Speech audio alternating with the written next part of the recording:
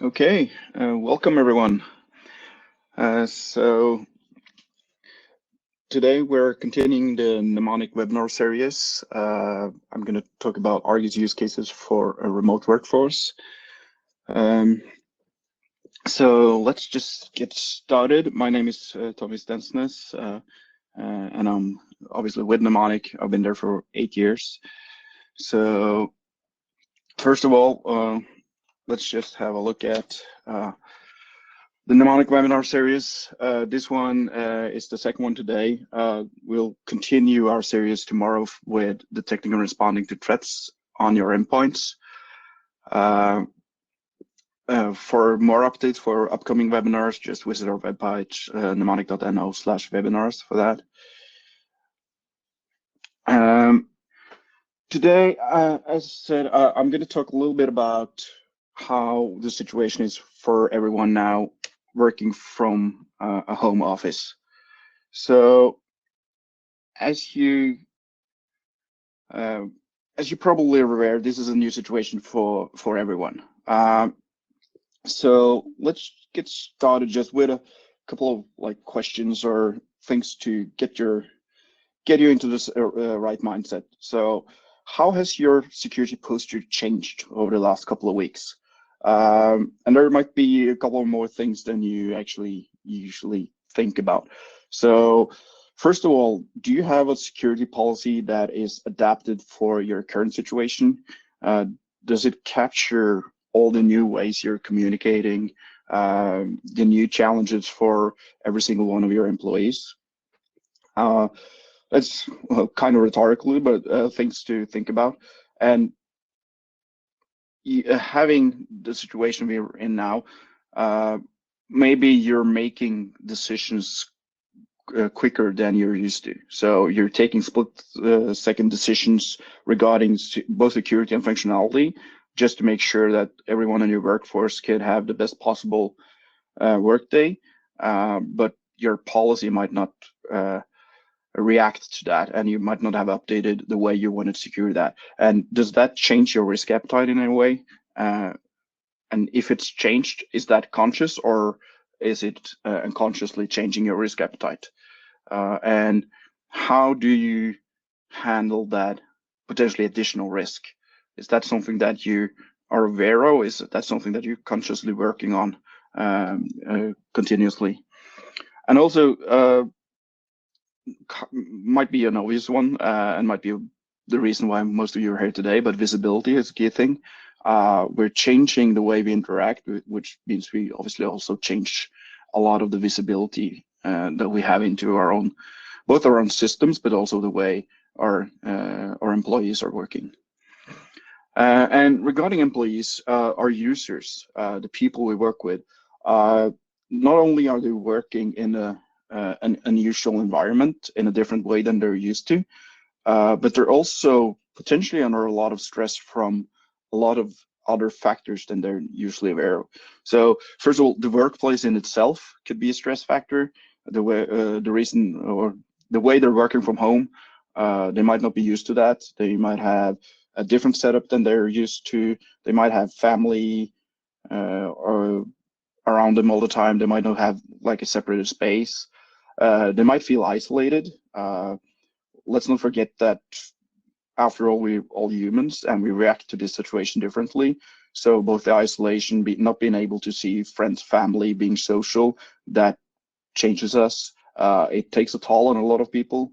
And also, a lot of people might be uh, scared about what's going to happen. They might worry about the jobs. They might worry about, is anyone in my family going to get affected, or am I going to get sick? All those kind of things, they actually affect the way users operate, and it affects also their awareness and how likely they are to make mistakes.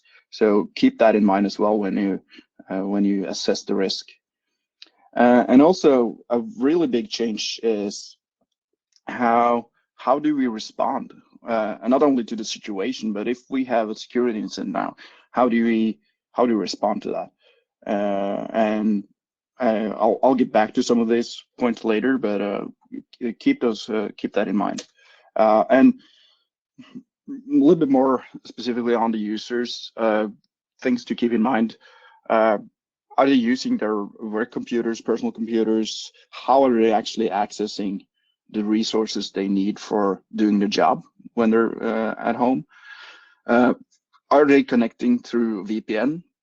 I know a lot of you have VPN connections, but there's also been a lot of capacity issues with VPN, so people are trying to find ways around that. And I'll get back to some of those points shortly. Also, we might see a lot of traffic going directly to your cloud services now that usually used to go through your own infrastructure, and that might be a big change for at least some of you. And also, I touched upon the users, but uh, think about also what are they doing at work that they normally don't? Are they working differently? Are they focusing on different tasks? Are they using different applications and stuff like that? So there might be a lot of things uh, to actually keep in mind. Um, I'm not going to go into a few different scenarios where we believe there's a lot to be gained. There are some things that we need to think about and some focus areas for coverage for especially for detecting new threats. So I'm going to go into this and start by VPN. I've already mentioned it.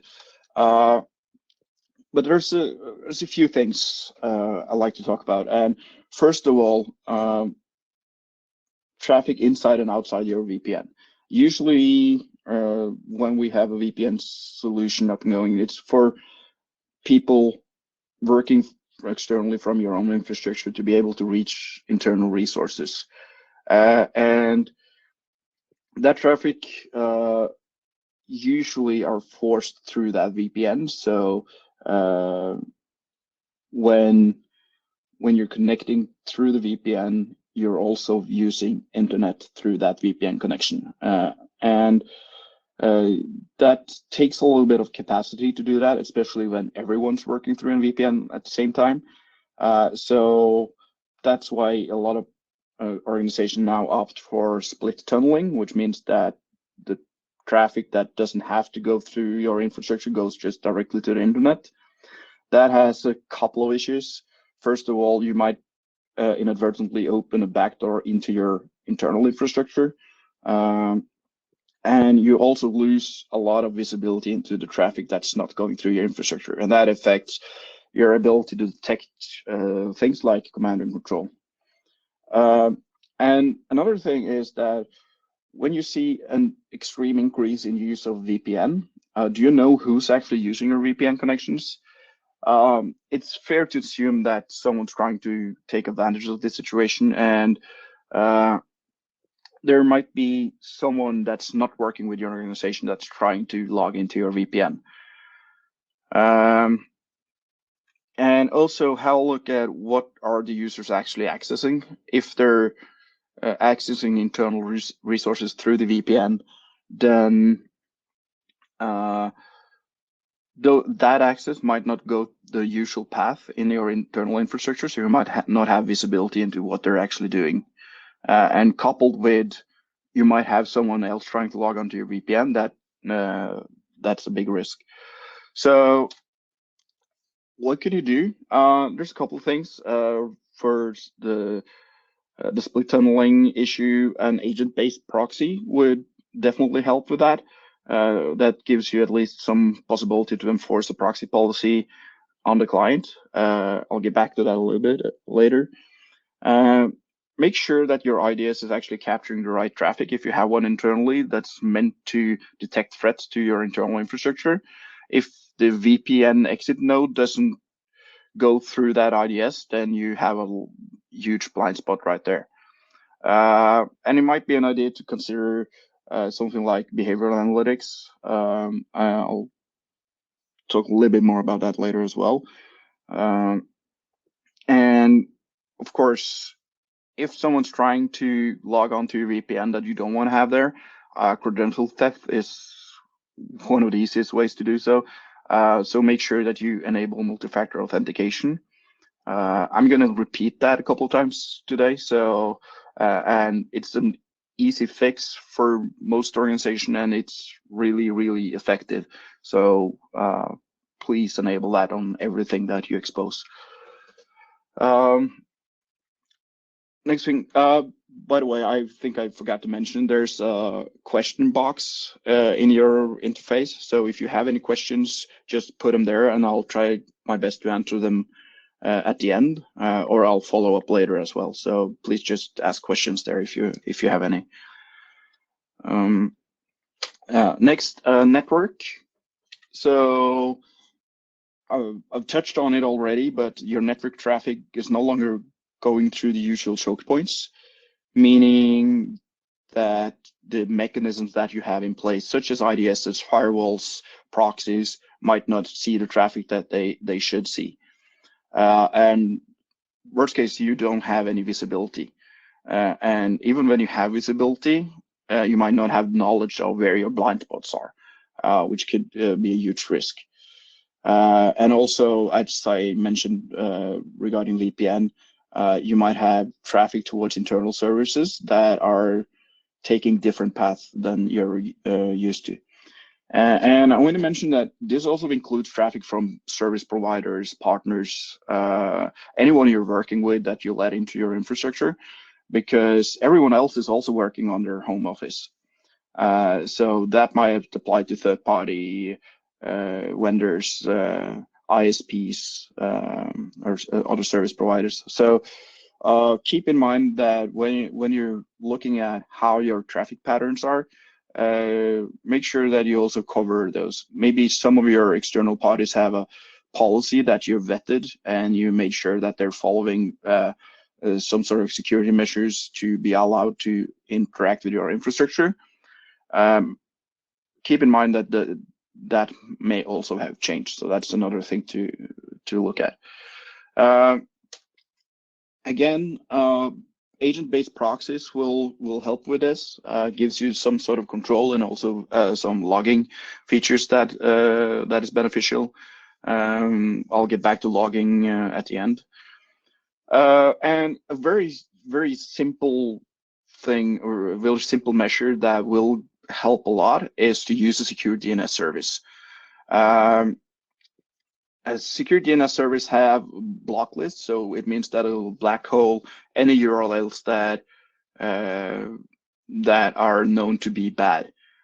So even though your clients aren't using your internal DNS, if you're able to set up your customer or your clients with a secure DNS service in some way, that'll definitely help. Or ask your employees to set it up in their home routers or anything like that. That will really is a very easy fix, and it's free for the most part. Mnemonic has its own secure DNS, and we're also partnered with something called Quad9. We give them our intelligence. Our own DNS will get updated a little bit quicker, but they use the same data. Both free. There are commercial options, but it's extremely easy to just change your DNS server and be more secure. So I really recommend everyone to do that and write up an advisory or anything to your users and tell them to change their home routers and stuff like that as well. It will really help. And obviously also endpoint detection and response. I'll talk more about that later, so I'm just going to leave that there for now, but it will give you some insight into network traffic as well. So moving on to endpoints. So we talked about network traffic, VPN, and what about the endpoints? So the endpoints now are all the computers that people have on their home office. I don't know specifically for everyone here if you're using work computers or if users are allowed to bring their own devices. But if everything that happens on the endpoint stays on the endpoint, it's a big black hole for you. And there's really with the other mechanisms also failing because they don't really, the traffic doesn't really traverse your other mechanisms, then you're completely blind. So there's two aspects to this. First of all, it's to detect malicious activity on the endpoint, which is obviously a goal, but also responding to incidents involving clients, because a lot of the security incidents, or most of them, I'd say, starts with a user or an end client. So having that visibility is extremely important in this case. Our recommendations is an agent-based endpoint detection response tool that is kind of the key recommendation. And such a tool will give you a lot of additional data. First of all, these tools, they come with a central management server, so which you could put in your DMZ. So any client, as long as it's connected to the internet, it can connect to the management. That gives you visibility into basically everything that happens on the endpoint. That's processes started, files written, registry changes, and also network traffic. So it's extremely powerful in terms of determining what's happening on the endpoint. And most of them also come with built-in detection mechanisms, so they will detect malicious behavior as well. And more than that, it also has capabilities for containment and remote forensics. So if you have an ongoing incident, or you need to verify an incident, you could have access directly to the endpoints and make sure that you could do that in a proper way. And the last point I want to make here is that even though you know how to detect incidents and you know how to kind of verify and respond to them to some extent, at some point you want to recover.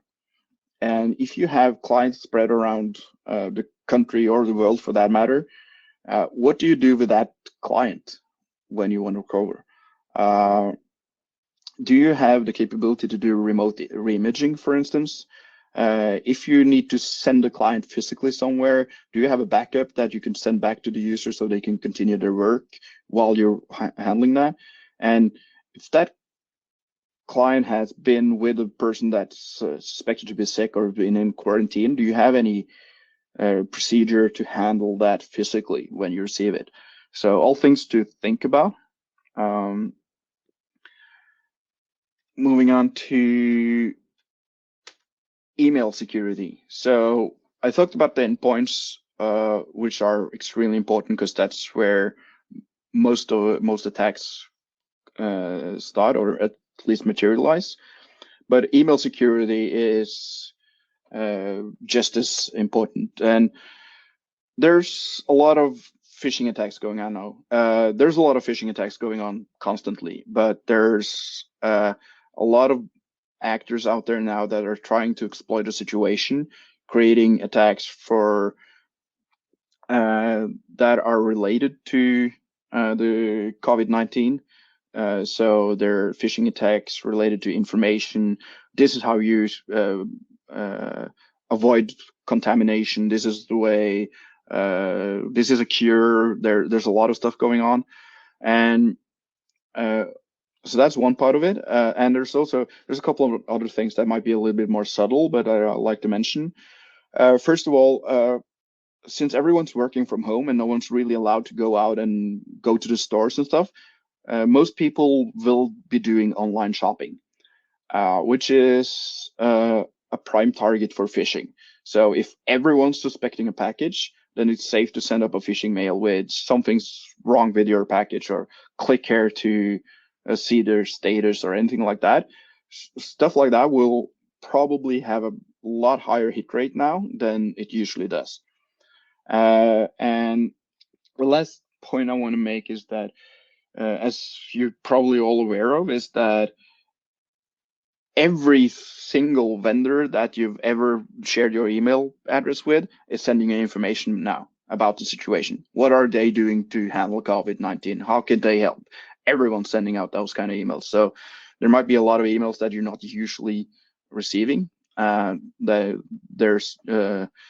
just flowing in, and most of that is completely legitimate, but it's very easy for an attacker to hide in that kind of amount of email and pose as legitimate. So and couple that with the things I mentioned earlier, that users are now seeking information.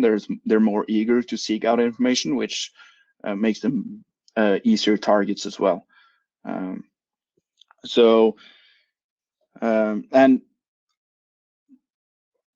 apart from the phishing, even if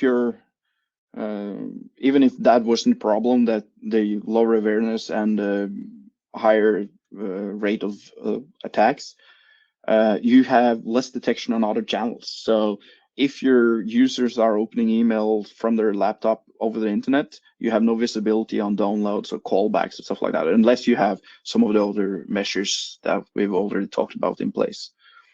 And there's also probably, depending on your setup, but it might be increased use of webmail as well. So people are not inside your environment, so they might be logging onto your OWA or something like that instead of using their mail client, which also might be a change in traffic pattern.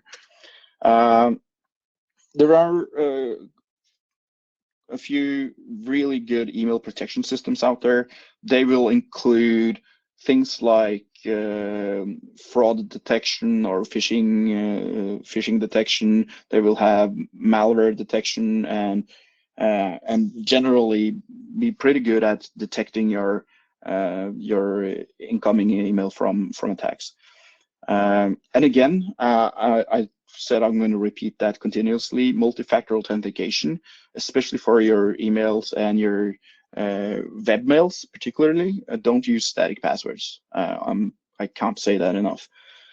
When it comes to email protection systems, we have a couple that we work with that we're really happy with. So if any of you want to talk more about that, please reach out to us through Argus. Just create a case, and your TAM or anyone else will get in contact with you, and we can discuss particular solutions. Cloud security. This is a huge subject in itself. This is also a subject where we could go into more detail later. So anyone want to know more about that, please reach out. But basically, we have less control over access now. Some of you might have just the same control as you usually have, but if you have a setup where most of your cloud traffic comes through your internal infrastructure, then that might have changed significantly now.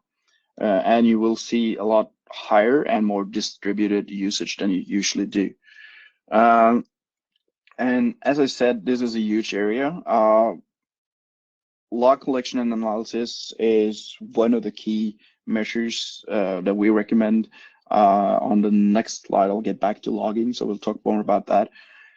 But now more than ever, use the built-in protection mechanisms in the cloud environments. Azure have some mechanism, AWS have some. They're pretty good. Use them and make sure that someone looks at it.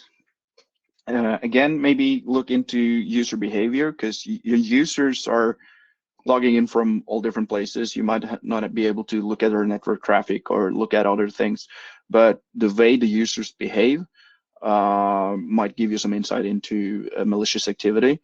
And keep in mind now that even though you're distributed, your connections shouldn't change too much. It should be fairly consistent. I'll get back to that. A cloud access security broker or other cloud security solutions that you could put in front of your cloud environment will have a lot of these mechanisms built in, such as user behavior. And it will also give you some insight into the usage pattern and help you predict identities. So that is something we also highly recommend. And again, for cloud, multi-factor authentication, still important.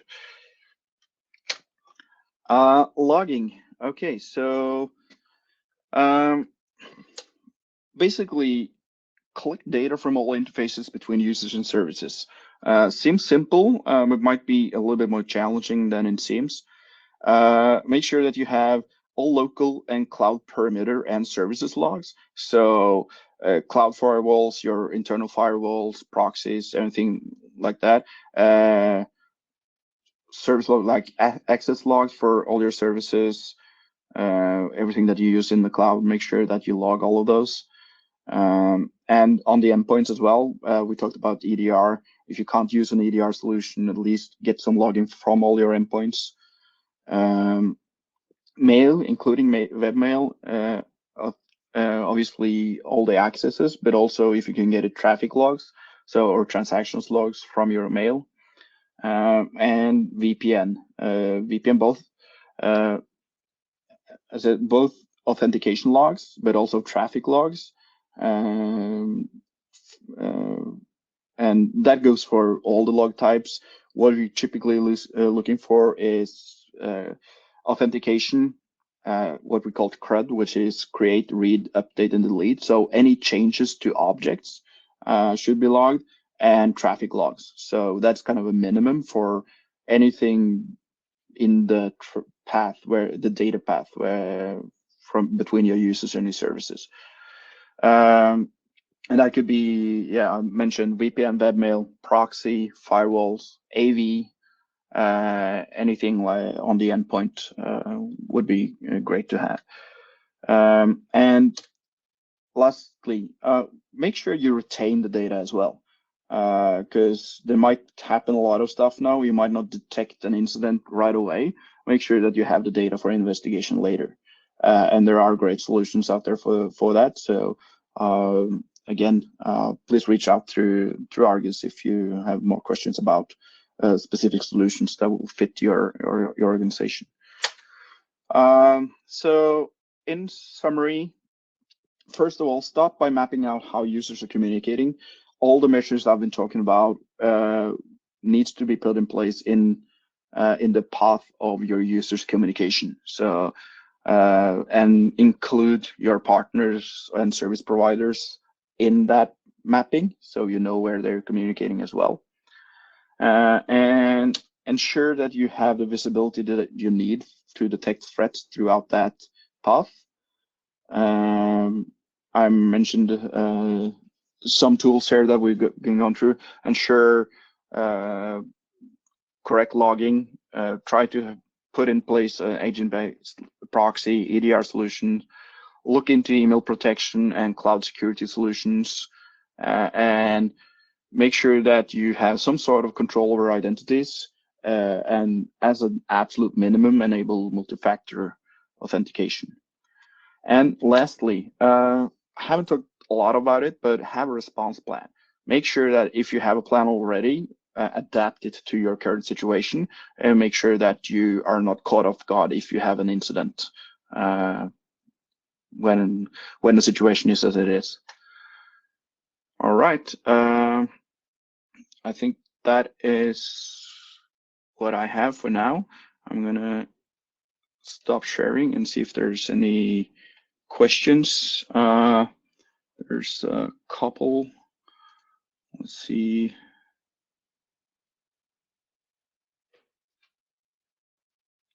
There's a couple of questions that are already answered in the question box. Mainly questions about products. I don't want to talk too much about specific products, because not all products are a great fit for all organizations. We have a pretty wide portfolio, just because we want to be able to provide good solutions for all customers. And I've gone through like quite a bit of different solutions. So I would probably need some more input if I want to recommend products, but let's take that offline. For all of you that are Argus customers, you have access to the portal. Create a case there where you just state what you want to talk about, and we'll set you up with someone that can help you.